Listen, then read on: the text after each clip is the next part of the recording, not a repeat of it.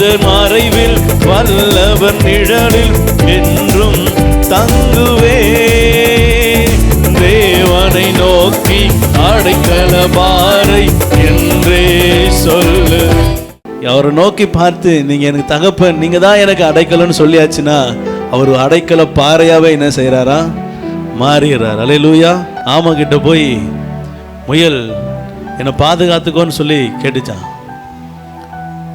என்னை வேடன் துரத்திட்டு வரான், பயமா இருக்கு, பாதுகாத்துக்கோ அப்படின்னு சொல்லும்போது ஆமா சொல்லிச்சான், உனக்கு தான் குழி நோண்ட தெரியுமே, நல்லா குழிய நோண்டு. உடனே வேகமா முயல் என்ன செஞ்சான், குழியை நோண்டுது. அதுக்குள்ள படுத்துக்கோ.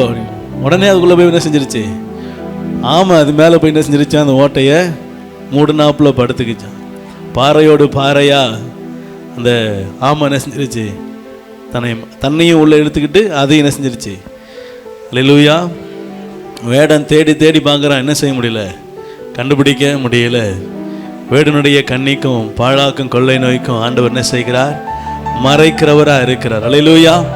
அது அது அந்த ஆமை ஓடு ரொம்ப ஸ்ட்ராங்கு தான், அதை உடைக்க கொஞ்சம் கஷ்டம்தான். ஆனாலும் தனக்குள்ளே இருக்கிற பலத்தை தன்னால் முயன்றதை அந்த ஆமை என்ன செய்து முயலுக்கு செய்தது. அல்லேலூயா.